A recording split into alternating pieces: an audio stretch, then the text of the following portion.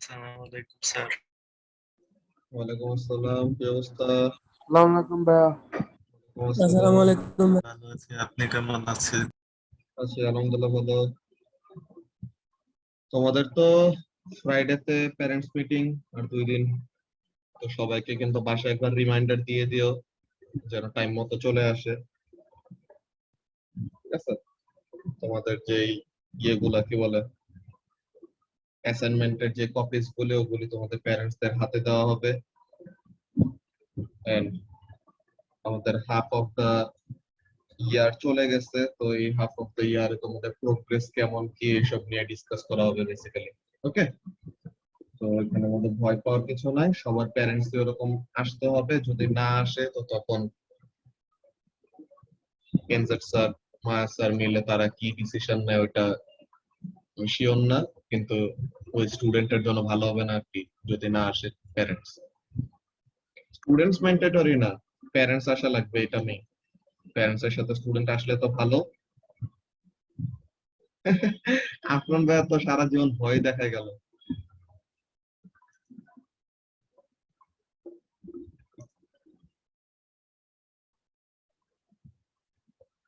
তো এখন এখানের মধ্যে সবাই তোমাদের প্যারেন্টসদেরকে আরেকবার রিমাইন্ডার দিয়ে দিবা, ঠিক আছে? যেন টাইম মতো চলে আসে ফ্রাইডেতে। সব টিচাররা থাকবে, তাদেরও যদি কোনো ইস্যুস থাকে, ঠিক আছে, তাদেরও যদি কোনো এরকম ইস্যুস থাকে তো ওইসব জিনিস নিয়েও তারা বলতে পারবে টিচারদেরকে 1-to-1। সব টিচার থাকবে ওখানে প্রেজেন্ট। তো কোনো স্পেসিফিক সাবজেক্টে যদি তাদের কোনো ডিসস্যাটিসফ্যাকশন থেকে থাকে আর কিভাবে ইমপ্রুভমেন্ট আনা যায় ওইসব জিনিস নিয়ে যদি কিছু বলার থাকে তো তাহলে ওইসবও ডিসকাস করতে পারবে। অলরাইট, আচ্ছা। তো তাহলে তোমাদেরকে লাস্ট ক্লাসে আরো আগে আগে ছেড়ে দিচ্ছিলাম যে চ্যাপ্টার যেতে হবে। কি বুঝে নাই,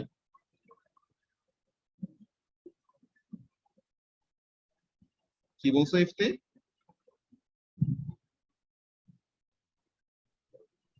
মানে ইহাবে যে হবে অনলাইন হবে না প্যারেন্টস মিটিং? না, ইহাবে অনলাইনে হলে পরে এতবার এতবার করে ইয়ে বলার দরকার আছে? এটা তো ইহাবে ইন পার্সন হবে, সামনাসামনি। এতদিনে কি জিজ্ঞাসা করতেছো তুমি এটা?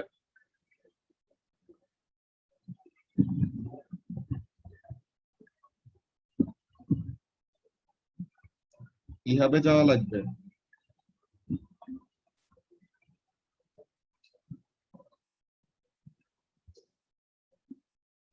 আচ্ছা, তো তাহলে তোমাদেরকে এই চ্যাপ্টার 11 এর ভিডিও দেখার জন্য লাস্ট ক্লাসে টাইম দিয়েছিলাম, তো আই হোপ সবার দেখা শেষ হয়ে গেছে।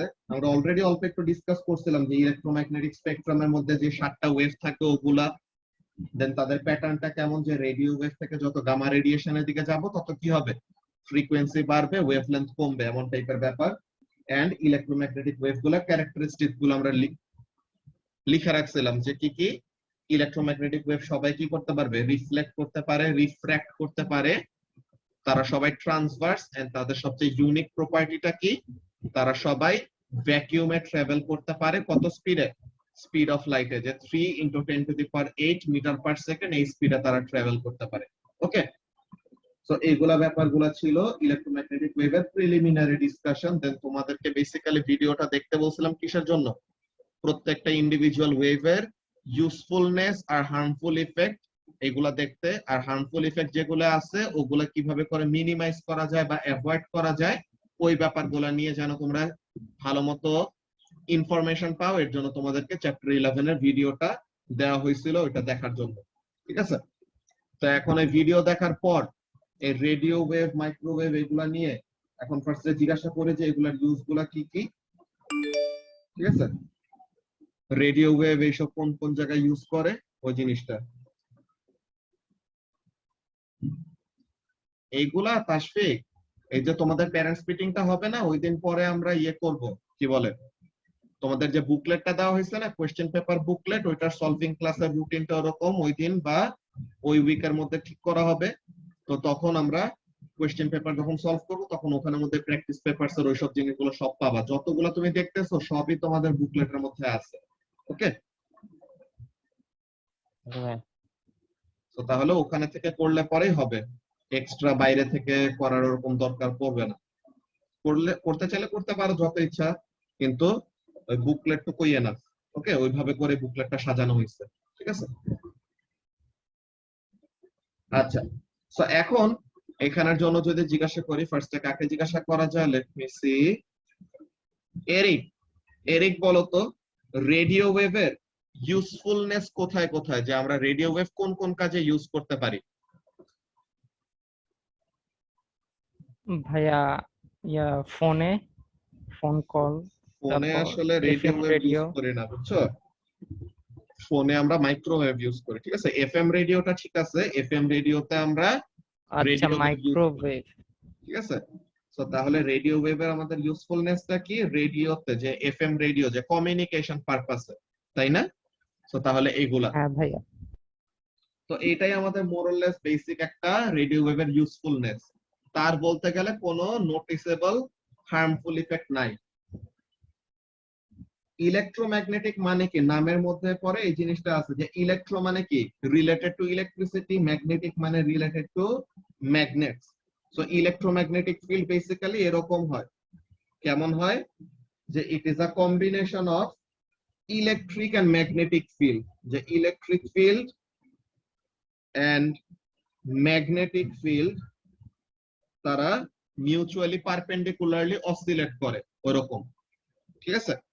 ইলেকট্রিক ফিল্ডও ম্যাগনেটিক ফিল্ডও একই সাথে কোএক্সিস্ট করে, mutually perpendicular relationship with each other.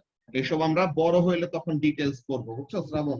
Polarisation and everything, polarization নামের একটা প্রপার্টি পড়বা লাইটের, তো ওই জিনিসটার সময় তখন আমরা এগুলা নিয়ে ডিল করব, যে ইলেকট্রোম্যাগনেটিক ওয়েভ আসলে কি জিনিস। ওকে, এমনিতে for now you can actually say that electromagnetic wave is a combination of electric and magnetic fields. That's it. Okay. আচ্ছা, সো এখন রেডিও ওয়েভের আমাদের কি ইউজফুলনেস আমরা পড়লাম। এরিক যেটা বললো যে এফএম রেডিওতে ওর কমিউনিকেশন পারপাসে ওরকম, কিন্তু তার কি নাই? নোটিসেবল কোনো হার্মফুল ইফেক্ট নাই। ওকে, সো তাহলে রেডিও ওয়েভেরটা গেল আমাদের। এখন ওয়ালাইকুম আসসালাম আবিদ।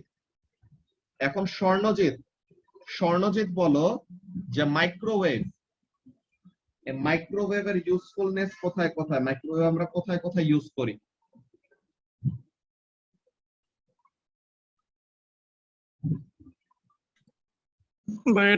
মাইক্রোওয়েভ আর হচ্ছে ফোনে, ফোনে যে ফোন কলের জন্য, টেক্সট মেসেজেস এর জন্য, এগুলোর জন্য মাইক্রোওয়েভ ইউজ করা হয়, ইয়েস। আর microoven, microwave oven, excellent. So তাহলে এগুলা কাজে কি করা হয়? মাইক্রোওয়েভ ইউজ করা হয়। Very good. তো এগুলো আমরা ভিডিওতে অলরেডি দেখছি, সো জানো তোমরা কোনটা কিভাবে করে আমাদের ইউজ করা হয় আর কি। আচ্ছা, তো এখন মাইক্রোওয়েভের ইউজফুলনেস গুলো তো স্বর্ণজিৎ বলে দিল, তো এখন মাইক্রোওয়েভের হার্মফুল ইফেক্ট গুলা কি আছে? আজমাইন বলতে পারবা? What are the harmful effects of microwaves? ভাইয়া internal heating of body tissues হতে পারে।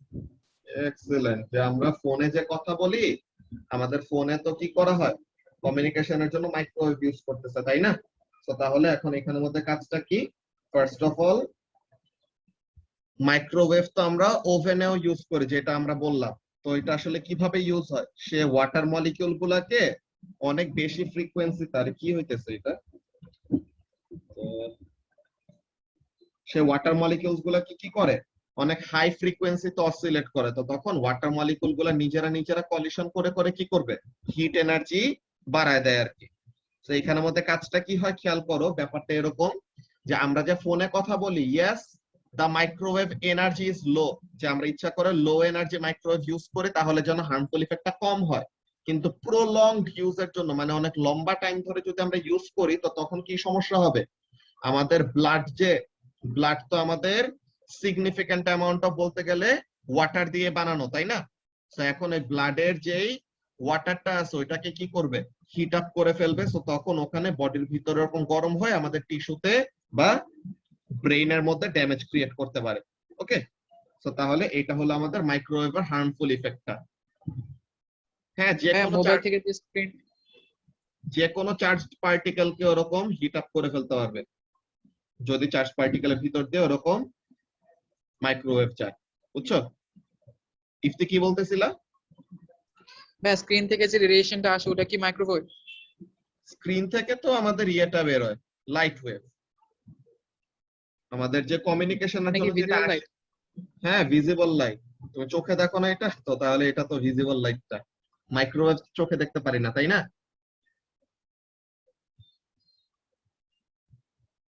হ্যাঁ হিউম্যান তো আমরা তো এমিট করি, আমরা তো ইনফ্রারেড এমিট করি। আমাদের যে বডি টেম্পারেচার, ওই বডি টেম্পারেচার ওয়াইজ করেসপন্ডিং যেই ওয়েভটা আমাদের এমিট হয় ওটা হলো ইনফ্রারেড। এর জন্যই তো এই যে ইনফ্রারেডের একটু পরে এখন ইউজফুলনেস জিজ্ঞাসা করবো, তো এখন তুমিই বলো। আচ্ছা মাইক্রোওয়েভের হার্মফুল ইফেক্টটা তো দেখলাম, তো এটা কিভাবে কমানো যায়? By using the phone or mobile for less amount of time, ঠিক আছে? প্রলংড ইউজ যেন না হয়। তো রেডিও ওয়েভ, মাইক্রোওয়েভ গেল। তো এখন এখানের মধ্যে কাজটা কি?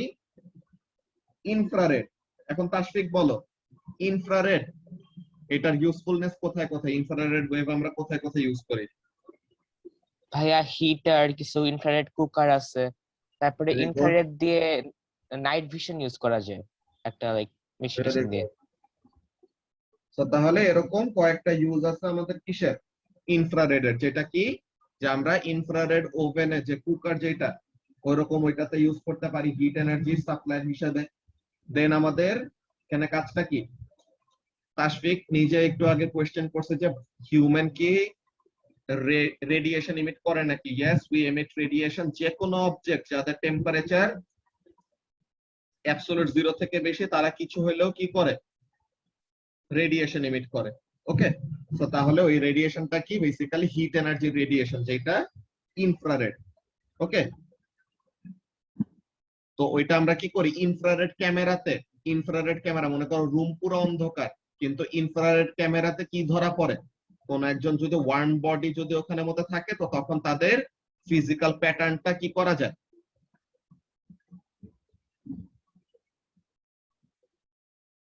রেডিয়েশন তো কোন একটা ওয়েভ যখন নাকি তুমি ছাড়বা, তোমার বডি থেকে কোন একটা ওয়েভ বের হইতেছে, ওই জিনিসটা হলো একটা রেডিয়েশন, বুঝছো? রেডিয়েশন বেসিক্যালি কোন একটা, এই যে কোন একটা গরম কাপ আছে, কি সমস্যা এমন করতেছে কেন? বারবার স্ক্রিন এটা ওপেন। তো এখানের মধ্যে দেখো সুভা, যে এ হলো একটা, মনে করো কোন একটা হট অবজেক্ট। একটা হট অবজেক্টের থেকে তুমি দেখো না এরকম সব দিকে কি হয়, এমন ধোঁয়া বের হইতে থাকে। তো তাহলে ওখানের মধ্যে কি হইতেছে? সে আসলে তার আশেপাশে যে ওয়াটার মলিকিউলস গুলি আছে তাদেরকে ভ্যাপোরাইজ করে ফেলতেছে। তো ওগুলা কি ইনফ্রারেড রেডিয়েশন ইমিট করে, সেই কাজটা করে। তো তাহলে প্রত্যেকটা ওয়েভে এরকম কি রেডিয়েশন হিসেবে কি করা হয়? রিলিজ করা হয়। বুঝতে পারছো? হ্যাঁ, ওইটা মানে হলো ওয়েভ রিলিজ করা, মানে হলো এনার্জি সে কি করতেছে? রিলিজ করতেছে। বুঝতে পারছো?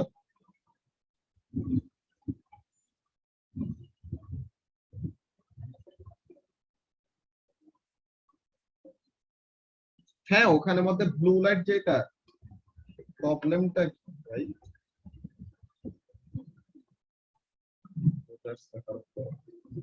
ভাইয়া আচ্ছা, স্ক্রিনটা একটু মুছো, কোস্ট টাচ হচ্ছে মেবি। এখানের মধ্যে ওই ইয়েটা দেখি, 1 মিনিট।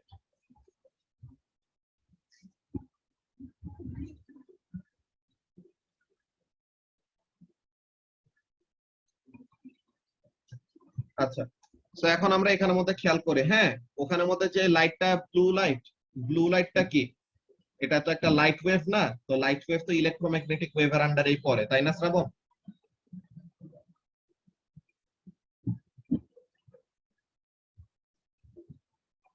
আচ্ছা, তো তাহলে আমরা ইনফ্রারেড ওয়েভের কি করলাম? ইউজফুল পার্ট গুলি দেখে রাখলাম যে কোন কোন জায়গায় আমরা এগুলাকে ইউজ করতে পারি। তো এখন ইনফ্রারেড ওয়েভের হার্মফুল ইফেক্টটা কে বলবা? নিদিতা, নিদিতা বলো তো ইনফ্রারেড এর হার্মফুল ইফেক্ট গুলা কি? স্কিন বার্ন হয়ে যাবে, বিকজ ইনফ্রারেডটা কি অ্যাকচুয়ালি যে নাকি কি করে? হিট এনার্জি ক্যারি করে, তাই না? তো এখন এই ইনফ্রারেড এর ওখানে যদি আমরা বেশি এক্সপোজ থাকি, তো তখন কি হবে? আমাদের স্কিন পুড়ে যেতে পারে, রাইট? তো তাহলে এইটা, তো এটা কমানোর জন্য আমরা কি করব? ইনফ্রারেডে লেস এক্সপোজড হব। এইটাই হলো আমাদের কাজ, যে আমাদের এক্সপোজার যত কমাবো তত আমরা কি থাকবো, সেফ থাকবো। ঠিক আছে, ওভার এক্সপোজার হয়ে গেলে তখন আমাদের কি প্রবলেম ক্রিয়েট হয়। অলরাইট, তো তাহলে ইনফ্রারেডের ব্যাপারটা গেল। এখন ভিজিবল লাইট, ভিজিবল লাইটের ইউজফুল পার্টগুলি কি কি, কে বলবা? জুনেনা, জুনেনা বলো তো, যে ভিজিবল লাইটের ইউজফুল কাজগুলি কি কি, কোথায় কোথায় ইউজ করি ভিজিবল লাইট? ফটোগ্রাফি, তারপর সিন। ভেরি গুড, আমরা চোখে দেখার জন্য, দেন ফটোগ্রাফিতে, এইসব কাজগুলোতে কি করি, ভিজিবল লাইট ইউজ করি। ওকে, ভিজিবল লাইটের তেমন আমাদের কোনো বলতে গেলে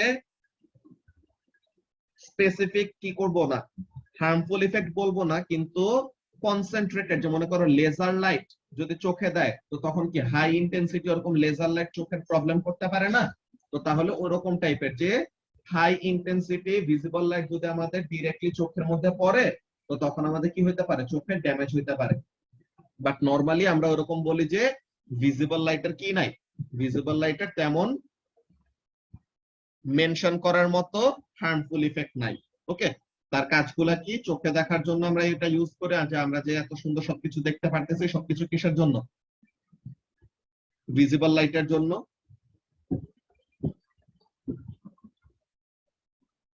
এই যে এখানের মধ্যে যেটা বললাম, ইন্টেন্সিটি বেশি, যে অল্প একটা জায়গাতে অনেক বেশি এনার্জি কনসেন্ট্রেট করে এর জন্য। বুঝছো শ্রাবণ? Yes sir. আচ্ছা, তো তাহলে ভিজিবল লাইটের আমাদের ব্যাপারটা গেল। নাও এরপরে আলট্রাভায়োলেট, আলট্রাভায়োলেটের ইউজফুলনেস গুলো কে বলবা? আলট্রাভায়োলেটের ইউজফুলনেস, তাসিন আফজাল বলো, আলট্রাভায়োলেটের ইউজফুল কাজগুলি কি কি? কেমিক্যালের উপর দিলে এটা গ্লো করে, কেমিক্যালের উপর দিলে পরে গ্লো করে। এরপর লাইটে ইউজ করা যায়।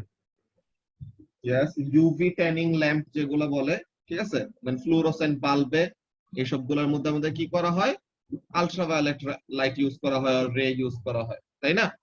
আচ্ছা, তো এখন ইউভি লাইটের তো আমরা ইউজফুলনেস গুলো দেখলাম। ইউভি লাইটের হার্মফুল ইফেক্ট আছে, এন্ড খুবই সিগনিফিকেন্ট হার্মফুল ইফেক্ট। তো এই সিগনিফিকেন্ট হার্মফুল ইফেক্ট গুলো কি কি? আচ্ছা, দিনের বেলা কি সানের রিফ্লেকশনের জন্য এরকম না, এখানের মধ্যে কয়েকটা ব্যাপার আছে, যে সানলাইট যখন আসে ডিসপারশন হয়, সানলাইটের এনার্জিটা স্ক্যাটার হয়ে যায়, এরকম অনেকগুলা রিজনে আমাদের স্কাইয়ের কালার যে ব্লু থাকে বা কেমন কালার থাকে, সন্ধ্যাবেলা যে একটু রেডিশ একটা টিন্ট চলে আসে, প্রত্যেকটা হলো আমাদের dispersion and scattering of sunlight. তো স্ক্যাটারিং এন্ড এইসব এইগুলো এখন আমাদের পড়ার মধ্যে নাই, বুঝছো সুভা? কিন্তু ওগুলা রিফ্লেকশন পুরাপুরি না, ওগুলা কি হয়, এনার্জিটা ছড়ায় যায়, স্ক্যাটার্ড হয়ে যায়, তো ওগুলার জন্য আমাদের স্কাইয়ের কালার এরকম চেঞ্জ হয়। ওকে, আচ্ছা, তো তাহলে আলট্রাভায়োলেটের হার্মফুল ইফেক্ট গুলা কে বলবা? সামিয়া বলো, আলট্রাভায়োলেটের হার্মফুল ইফেক্ট গুলা কি কি? Skin cancer, then blindness.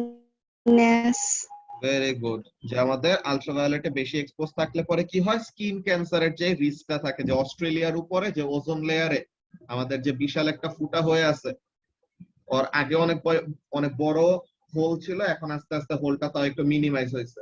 তো এখন এখানের মধ্যে কাজটা কি, যে তোমার আলট্রাভায়োলেট লাইট যেটা সানের থেকে আসে, নরমালি তো ওজোন লেয়ার আমাদেরকে বাঁচায় দেয়, ঠিক আছে, যে ওজোন লেয়ারের থেকে সানলাইটটা কি হয়ে যায়, ইউভি লাইটটা আর্থে এন্টার করতে পারে না, ওজোন লেয়ার ওটাকে অ্যাবজর্ব করে ফেলে, ঠিক আছে। কিন্তু যদি ওখানে ওজোন লেয়ারে কোনো ফাঁক পায় তো ওইটা দিয়ে কি করবে, ইউভি লাইট ঢুকে যাবে। তো ইউভি লাইট ঢুকে যায় তখন কি করে, আমাদের বডিতে যদি আমরা বেশি এক্সপোজ থাকি, যে ওই বিচে অনেকজন আছে না যে সান বেইদিং করে, তো তখন ওখানের মধ্যে কি হয়, বেশি ইউভি লাইটের এক্সপোজারের মধ্যে থাকলে পরে তখন আমাদের কিসের রিস্ক থাকতে পারে, স্কিন ক্যান্সারের রিস্ক থাকতে পারে। দেন আমরা ইউভি লাইট যদি ডিরেক্টলি ওরকম চোখের দিকে পড়ে বা আমরা সানলাইটের দিকে বেশি ডিরেক্টলি তাকায় থাকলে পরে তখন কি হয়, ব্লাইন্ডনেস কজ করাইতে পারে, যে চোখের ওরকম সমস্যা করে, বুঝতে পারছো? তো এইসব হলো আমাদের এটা স্যার অ্যাপ ক্র্যাশ করতেছে। তো অ্যাপ তো বারবার এটা বন্ধ হয়ে যেতেছে, এটা দেখা লাগবে ভিতরে কি আছে, ক্লাস শেষে দেখবো নি। আচ্ছা, তো তাহলে আলট্রাভায়োলেটের আমরা ইউজফুলনেস দেখলাম, হার্মফুল ইফেক্ট দেখলাম। এখন এই হার্মফুল ইফেক্ট থেকে বাঁচবো কিভাবে সুভা? হার্মফুল ইফেক্ট গুলো তো আমাদের skin cancer and snow blindness or blindness basically. তো এখন এটা থেকে আমরা সানস্ক্রিন ইউজ করে, ভেরি গুড। তো তাহলে আমরা যদি সানস্ক্রিন ইউজ করি তো তখন কি হবে? সানস্ক্রিন ইউজ করলে পরে তখন আমাদের ইউভি লাইটটা ডিরেক্টলি স্কিনের মধ্যে পড়বে না। দেন ব্লাইন্ডনেসটা আটকানোর জন্য কি করা যায়? চোখের মধ্যে সানস্ক্রিন মাখবো, তখন আমরা গগলস ইউজ করব আর সানগ্লাসেস ইউজ করব, ভেরি গুড। তো তাহলে এগুলো হলো আমাদের কি, how to avoid the harmful effects of ultraviolet. Okay, now x-race. তো এখন এক্স-রে এর ইউজফুলনেস গুলো কে বলবা? শামস, শামস বলো তো, what are the usefulness of X-rays? X-ray scans, we can see through flesh. Very good. যে আমাদের হাড্ডি গুড্ডির কেমন কি অবস্থা আছে ওইটা আমরা কি করতে পারি, এক্স-রে করলে পরে দেখতে পারি, তাই না? যে আমাদের ইয়েস ওই জিনিসটা আছে ইশতিয়াক, যে তখন ওইটার ভিতর দিয়ে যাইতে যাইতে এনার্জিটা অ্যাবজর্ব হয়ে যায়, বুঝছো ইশতিয়াক? এর জন্য ওরকম দেখা যায় না। তো তাহলে এখানের মধ্যে কাজটা কি, যে এক্স-রে দিয়ে আমরা কি করতে পারি, আমাদের বোনের কোনো ফ্র্যাকচার ট্যাকচার হয়েছে নাকি এরকম মেডিকেল পারপাসের অনেক ইম্পর্টেন্ট একটা জিনিস, তো এই কাজটা করতে পারি আমরা এক্স-রে দিয়ে। ওকে, আচ্ছা। তো এখন সুভা একটা কোয়েশ্চেন করছো যে ওখানের মধ্যে আমরা গ্রিন কালার কেন দেখতে পাই, যে নাইট ভিশনের ওখানে যে গগলসটা ইউজ করা হয় ওখানে আমাদের গ্রিন কালার কেন আসে? ওটা আমাদের সবচেয়ে, যে কালারটা আমাদের চোখে সবচেয়ে কম ইফেক্ট রাখে, বুঝছো? যে ওখানের মধ্যে কাজটা কি, ইনফ্রারেড কিন্তু দেখতে এরকম, যে আমরা যদি এটা ইয়েতে দেখি, যে ইনফ্রারেড ক্যামেরা তো এটা দেখতে কেমন হয় জিনিসটা দেখায়।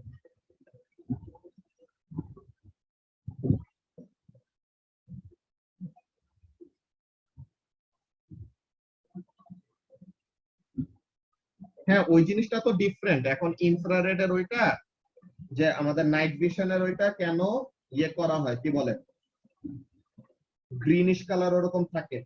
তো এখানের মধ্যে কাজটা কি, এই যে দেখো নরমালি তুমি যদি জাস্ট ইনফ্রারেড এর যে একটা থার্মাল ইমেজ যদি নাও, এটা কিন্তু ইনফ্রারেড ক্যামেরার মধ্যে এমন টাইপের জিনিস আসে, বুঝছো? ওইটাই তাশফিক, যে ওইরকম দুইটা আলাদা সোর্স থেকে ওরকম লাইট নিয়ে দেন কম্বাইন করে।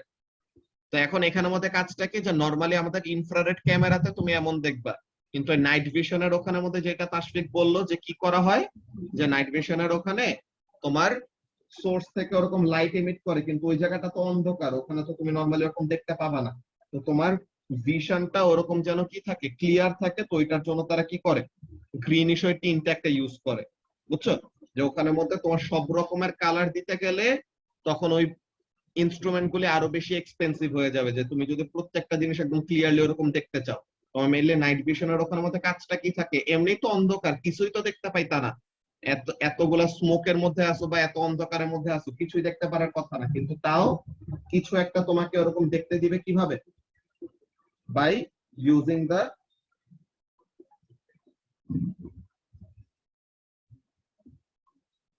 এনার্জি ফ্রম দা সোর্স, যেটা সোর্সের থেকে ওরকম এটা আসতেছে।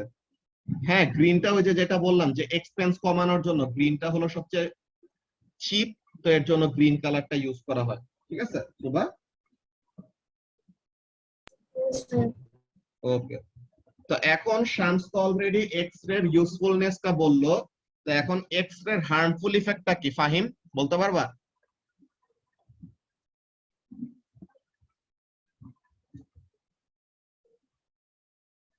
এক্স-রে এর হার্মফুল ইফেক্টটা কি? এক্সেস এক্সপোজার স্যার ক্যান্সার হতে পারে। ভেরি গুড, যে আমরা এক্সেস যদি ওরকম এক্সপোজ থাকি এক্স-রে এর মধ্যে, তো তখন কি হবে, ক্যান্সার হইতে পারে। তো তাহলে এটা অ্যাভয়েড করব কিভাবে, এক্সেস এক্সপোজড হব না। ঠিক আছে, তো এগুলা কতগুলো বোগাস কয়টা অ্যান্সার, বুঝছো? যে কতগুলো যে জিজ্ঞাসা করে যে how to avoid getting cancer from x-ray, কি করব, এক্সপোজার টাইম কমায় দিব, ঠিক আছে, লেস এক্সপোজ থাকবো, তাইলে পরে আমাদের কি হবে না, ক্যান্সারের ওই রিস্কটা থাকবে না। And finally gamma radiation. তো এখন এই গামা রেডিয়েশনের এই ইউজফুলনেসটা কে বলবা? মুসা আল-আমিন, গামারের ইউজফুলনেস কোথায় কোথায়, কোন কোন জায়গায় ইউজ করি আমরা? Sterilizing equipments. ভেরি গুড, স্টেরিলাইজেশনের পারপাসে। এরপর Radiotherapy. রেডিওথেরাপি, যে ওখানের মধ্যে আমরা কি করি, আমরা ক্যান্সার ট্রিটমেন্টের কাজে এরকম গামা রেডিয়েশন ইউজ করি। Very good. তো এখন ওই যে আমাদের স্টেরিলাইজিং মেডিকেল ইনস্ট্রুমেন্টস ওইসব জিনিসগুলা, দেন আমাদের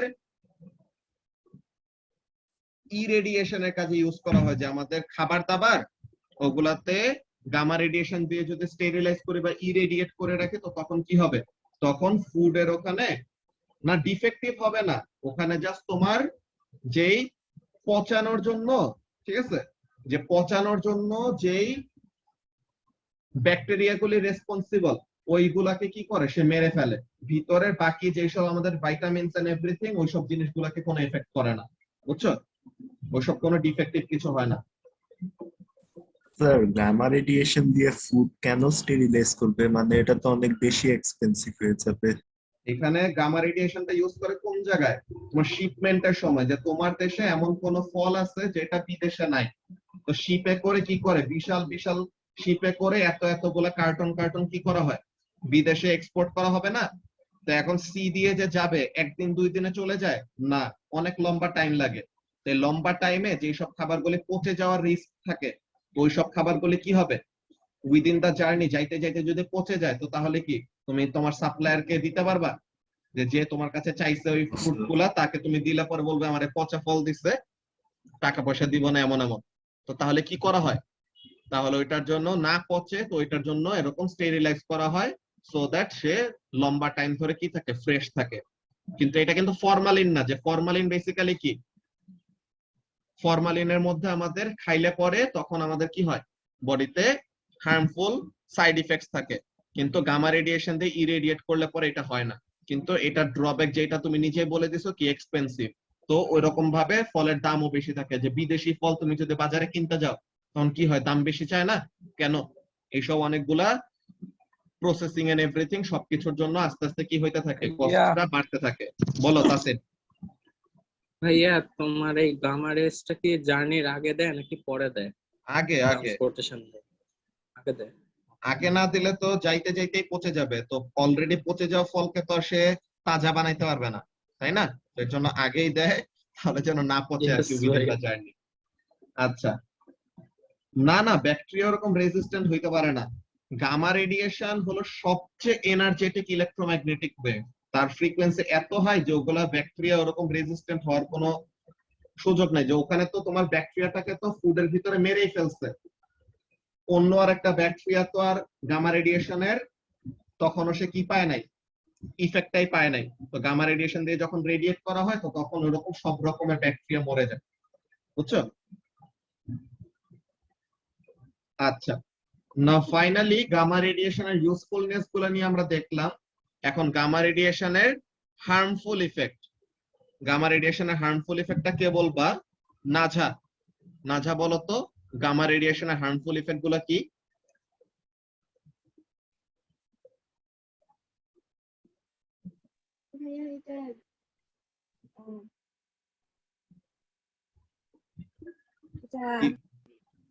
বলো বলো। এটা লিভিং সেলস কে মেরে damage ফেলে। করে দেয়। ভেরি গুড, এখানের মধ্যে সে লিভিং সেলস গুলোকে মেরে ফেলতে পারে, আর ক্যান্সার কজ করে। এইটাই যে লিভিং সেল গুলাকে মেরে ফেলে, এটা একটা, প্লাস এটা কি সেল মিউটেশন করায় ক্যান্সার কজ করাইতে পারে, তাই না? আচ্ছা, হ্যাঁ, নিউক্লিয়ার মেল্টডাউনে তো গামা রেডিয়েশন তো বের হয়।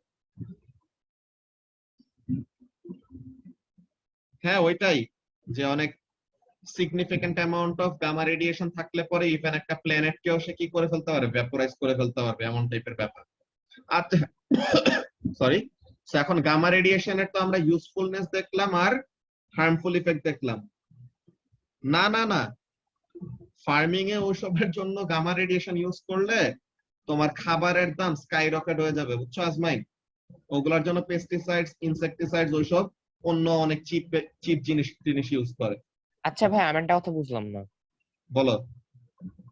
গ্যামা রেডিয়েশন দিয়ে তো আমরা ব্যাকটেরিয়া মারতেছি, বাট লাইক ফল বাঁচাতে এনজাইমের জন্য, এনজাইমে কি মরে যায়? হ্যাঁ, ওখানের জন্য আমাদের মেইনলি যেই পচানোর জন্য যেই সব জিনিসগুলো রেসপন্সিবল তাদেরকে মেরে ফেলে আর কি, বুঝছো? স্যার তাইলে ফলে কোনো জেনেটিক চেঞ্জ আসে না? ফলে কোনো জেনেটিক চেঞ্জ আসে নাকি ওরকম তো জিনিসটা বলা হয়েছে যে হয় না। কেন তোমরা স্টুডেন্ট বুকে দেখছো না যে তোমাদের ভিডিওতে যেটা দেখানো হয়েছিল? হয় না তো বলছে, বাট যেহেতু লাইক এনজাইমে মরে যাচ্ছে, সেক্ষেত্রে তো ওই ফলের বিচি দিয়ে আর হবে না, কাজ হবে না। ওই তো ওইটা হবে না। এখন তোমার ওই ফলটা তো মেইনলি নিতেছে তোমার খাওয়ার পারপাসে, তাই না? প্ল্যান্টেশনের ওইসবের ইয়ের জন্য এটা অন্য কাজ। এখানের মধ্যে কাজটা কি?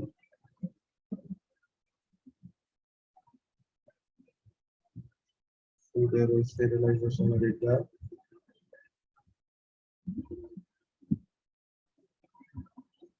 এই যে মাইক্রো অর্গানিজম গুলিকে মেরে ফেলে, তাহলে যেন কি করা যায়, খাবারটা বেশি দিন বাঁচে। আর এটা একটা সাইড নোটে তো লেখা থাকার কথা, হয়ে গেল।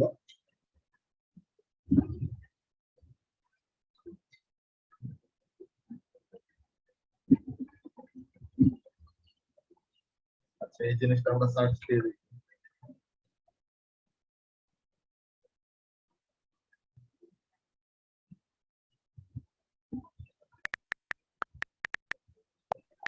ভাইয়া, গামা রে দিয়ে যে হার্মফুল সেলস গুলো মারি, এগুলোতে কি ভালো সেলস মারা যাবে না? হ্যাঁ, ভালো সেলস যেন কম মরে ওইটার জন্য আমরা কি করি, আরো কনসেন্ট্রেটেড রাখি যেন সাইডের হেলদি সেল গুলো মিনিমাম অ্যামাউন্ট অফ মরে। একদম যদি পুরো বডির উপরে গামা মেরে দাও তো তখন কি হবে, হার্মফুল গুলো মরে যাবে, হেলদি গুলো মরে যাবে, তুমি মরে যাবে।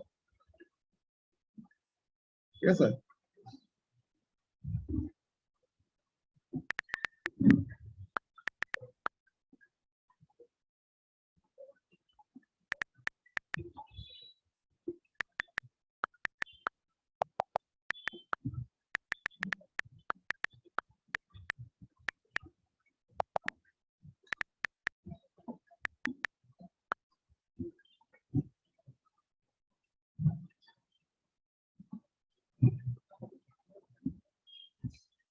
এখানের মধ্যে মেইনলি কাজটা কি বলতেছে, কয়েকটা এরকম পেপার আছে পাবলিশ করা, যে পেপার গুলোতে বলতেছে অনেক লম্বা টাইম ধরে যদি এরকম এক্সপোজ থাকে তো তখন চেঞ্জেস আসে। Ionising radiation effects on food vitamins, তো এরকম রিভিউ গুলো এগুলো তোমরা চাইলে দেখে নিতে পারো। কিন্তু নরমালি আমাদের শর্ট টার্মের জন্য এই জিনিসটা কাজ করা যায় আর, বুঝতে পারছো?